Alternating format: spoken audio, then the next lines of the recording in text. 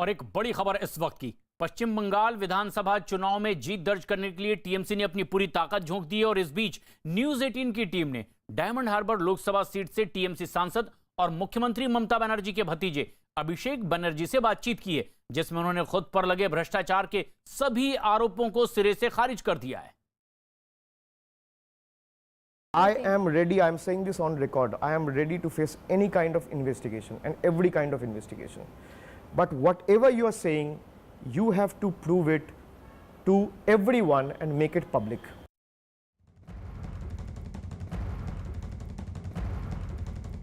एक बड़ी खबर इस वक्त की बंगाल चुनाव से जुड़ी हुई।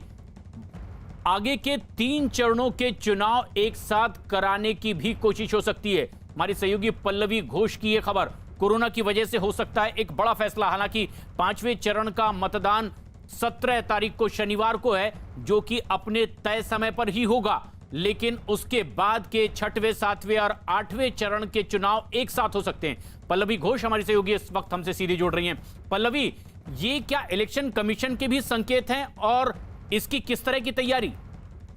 देखिए, इलेक्शन कमीशन से चुनाव आयोग से संकेत हैं और इससे बातचीत हो रही है। अभी कोई फैसला नहीं लिया गया है, क्योंकि अक्सर ये फैसला उतना आसान नहीं होता जितना हम सोचते हैं।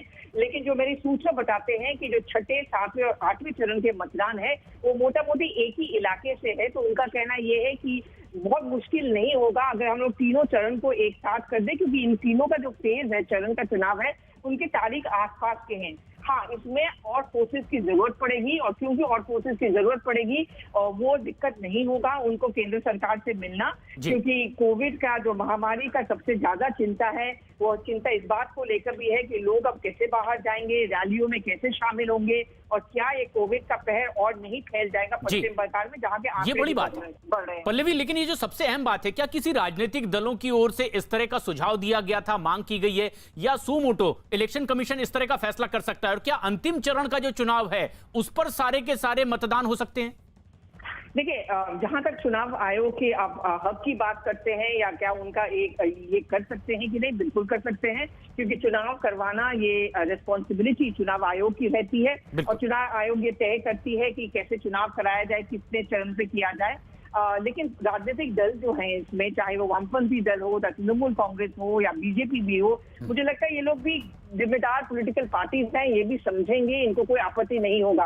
और ऐसे में बहुत दिलचस्प बात ये भी है कि आज तृणमूल कांग्रेस के 2 नेता महुआ मोइत्रा और डेरेक ओब्रायन, दोनों ने बाकायदा ट्वीट करके ये कहा था कि हम शुरू से ही 8वें चरण के चुनाव के खिलाफ थे। इतने चरण का चुनाव करवाने की जरूरत नहीं थी, क्योंकि फिर आपके रैलियां भी होती है, कैंपेन भी होते हैं, रोड शो भी होते हैं और जाहिर तौर पर है भीड़ इकट्ठा होती है और सबको पता था कि कोविड 2 का फेज आने वाला है। और ऐसे में अगर चुनाव को कर्टेल किया जाए और तीनों फेजों को एक साथ कर दिया जाए तो कोई दिक्कत नहीं होनी चाहिए। लेकिन ये कोरोना की वजह से होगा, अगर ऐसा फैसला किया जाता है, आधिकारिक घोषणा का इंतजार।